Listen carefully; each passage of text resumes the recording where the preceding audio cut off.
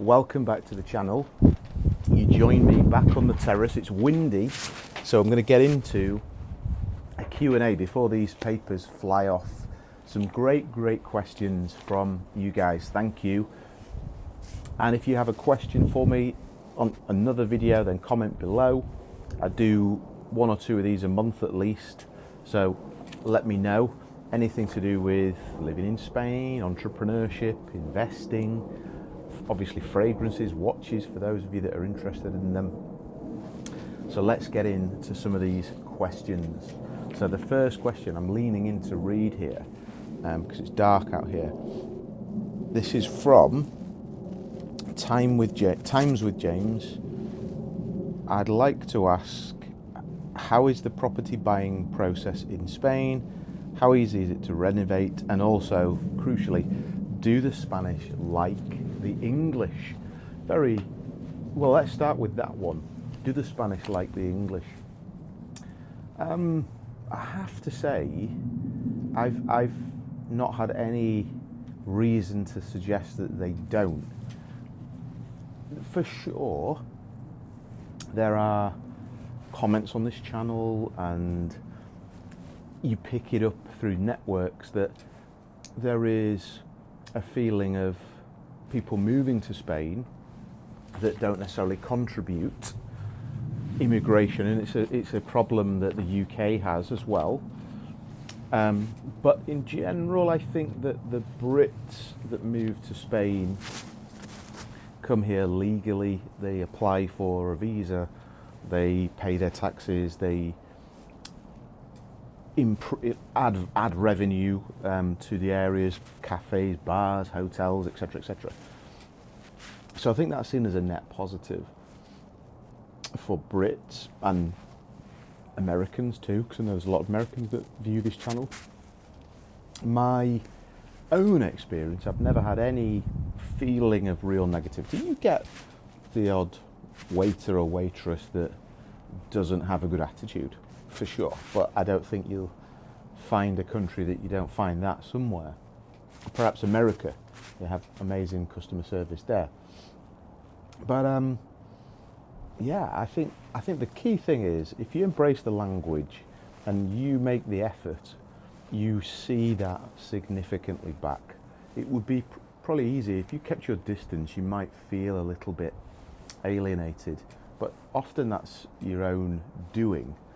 I think we get on quite well, and most people see the benefit of having good quality immigration, just like you see the benefit in many other countries of good quality legal immigration of people who contribute to society. I think that fundamentally is the key. Next question. This one, I'm actually not going to read out the full question because it's a long question, and it's from Ellis Stewart. And when I read this question, I kind of thought, this human is struggling a little bit.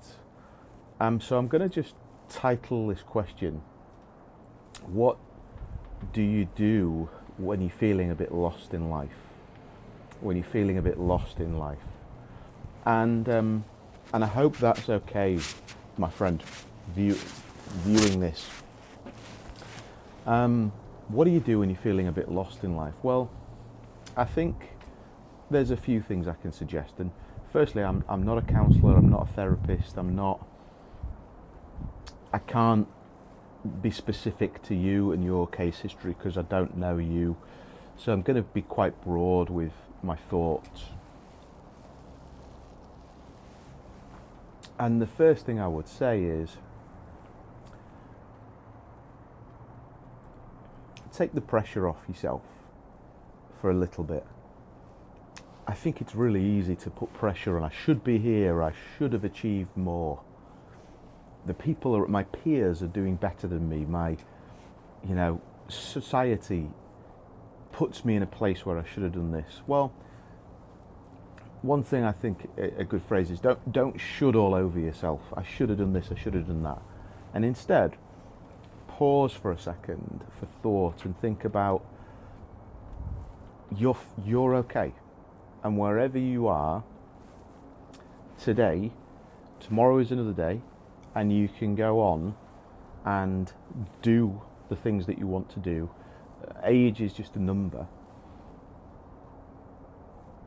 so just take the pressure off and allow some gratitude for what you do have to enter the system a little bit. Soak up the colours around you, the grass. I know this is fluffy, but it's meaningful for me. Soak up the love that you are able to, and I think press pause. The second thing I think that comes to mind here on this question is zoom out. Stop being too microscopic and become more telescopic, and see your life a bit more from a bird's eye view, and look at the things that you have achieved, not what you haven't achieved. Look at the things that you do have in your life, not what you don't have in your life. And I'm not patronising you. I think it's a process that all of us, myself included, need to do from time to time. And practicing gratitude, practicing zooming out, gives you a different perspective to potentially build from a place of genuine emotion and feeling, as opposed to competition and comparativeness.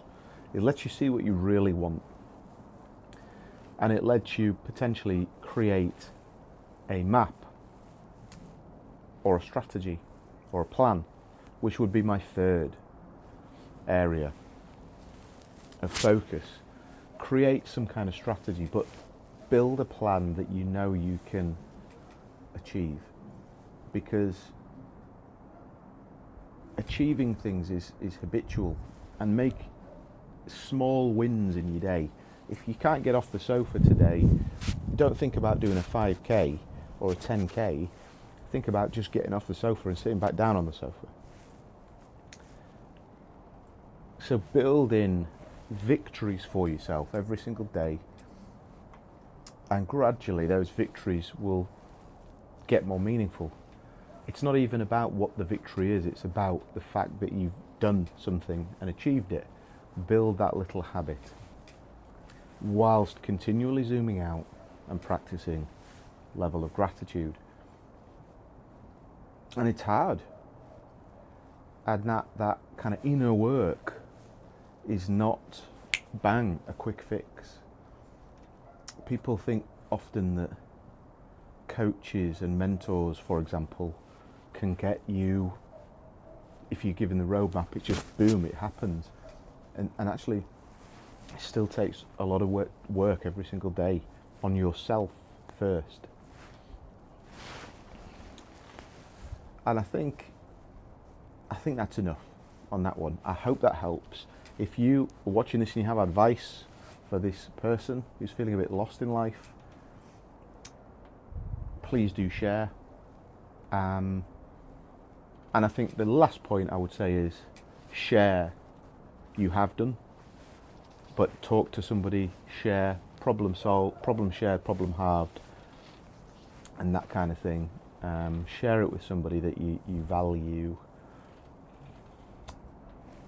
and good luck.